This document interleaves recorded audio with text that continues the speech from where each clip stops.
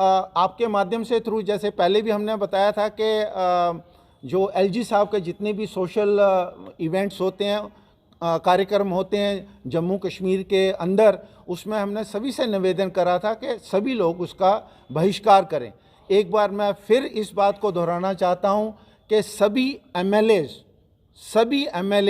जो मां वैष्णो देवी में आस्था रखते हैं उनको इस कार्यक्रमों का बहिष्कार करना चाहिए, और अगर नहीं करेंगे तो हमें वो सब कुछ करना पड़ेगा वो जो शायद उनको पसंद ना आए, लेकिन हम छोड़ने वाले किसी के नहीं हैं, क्योंकि हमारी आस्था सीधी और सीधी अपनी मां वैष्णो देवी में है। उस रास्ते में कुछ भी आएगा उसके खिलाफ हम अपना विरोध प्रदर्शन डेमोक्रेटिक तरीके से पक्का करेंगे, और उसके बाद अगर संघर्ष को और डिले किया गया तो जो संघर्ष करते समय धीरे धीरे, जैसे कि हमने पहले भी बताया कि ये उग्र होता जाएगा, तो हम उस दिशा में भी जा सकते हैं। जैसे कि आपको इस विषय के बारे में सबको मालूम ही है, जो मेडिकल कॉलेज में जो कुछ भी हुआ, इसमें श्री माता वैष्णो देवी श्राइन बोर्ड की सबसे बड़ी जिम्मेवारी थी इसको रोकना, इसको करेक्ट करना, और ये ऐसा अन्याय नहीं होने देना। और उसके लिए हमारे कुछ एक रिप्रेजेंटेटिव थे, हमारे यहाँ से चुनिंदा लोग थे जो बोर्ड के सदस्य नॉमिनेट किए गए थे। उन सदस्यों की सभी की जानकारी में ये सब कुछ था, लेकिन उसके बावजूद भी वो लोग खामोश हैं। हम फिर उनसे ये आपके माध्यम से चेतावनी समझिए, निवेदन समझिए, उनसे कहना चाहते हैं कि अभी भी समय है, वो इस न्याय और अन्याय की लड़ाई में जो न्याय के लोग हैं उनके साथ आकर के, संघर्ष समिति के साथ हमें आकर के खड़े हों। अभी आते हैं हम इसके मेडिकल कॉलेज के ऊपर। अभी एलजी साहब को अभी तक समझ में ये बात आ जानी चाहिए कि डॉक्टर जशपाल जी का रोल इसमें कितना ज़्यादा अहम रहा है। उनको हर चीज़ की जानकारी है, और जो भी वहाँ पर हुआ वो उसको अच्छे तरीके से जानते हैं। तो अगर वो जल्दी से जल्दी इसके अगेंस्ट एक्शन लेते हैं तो संघर्ष समिति को बहुत खुशी होगी, और सबसे बड़ी बात यह है कि माता वैष्णो देवी श्राइन भी उनको आशीर्वाद देगी।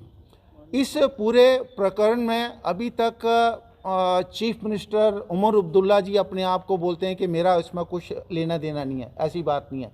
आप लोग सभी मीडिया बंधु इस बात से अच्छी तरीके से वाकिफ हो कि किसी भी स्टेट के अंदर या यूटी के अंदर कुछ भी होता है तो उसके लिए चीफ मिनिस्टर की जानकारी में होता है। चीफ मिनिस्टर के बहुत जगह ऑफिशियल अप्रूवल्स दिए जाते हैं, जिसके बाद वो कार्रवाई होती है। उनका ये कहना कि मैं इसके बारे में कुछ नहीं है, ये अगर है किसी का या बिल्कुल ठीक प्रोसीजर में चलता रहा, तो ऐसी बात नहीं है। उसमें बोपी है या हेल्थ मिनिस्ट्री है। अगर मेडिकल कॉलेज है, ये तो आम नागरिक भी इस बात को अच्छे तरीके से जानता है कि अगर मेडिकल कॉलेज कहीं बन रहा है, चलाया जा रहा है, तो वो उसमें हेल्थ मिनिस्ट्री की इन्वॉल्वमेंट होती है। जहाँ तक एलजी साहब का माना जाए तो सैंक्शन लाने में उनकी भूमिका हो सकती है, लेकिन उसके बाद में जितना भी मेडिकल कॉलेज को चलाना, उसके लिए रिक्रूटमेंट करना, उसके लिए जो बच्चों को सिलेक्ट करना, वो पूरा का पूरा हेल्थ मिनिस्ट्री के थ्रू है। तो हेल्थ मिनिस्ट्री ये नहीं बोल सकती कि हमारी इसमें इन्वॉल्वमेंट नहीं है।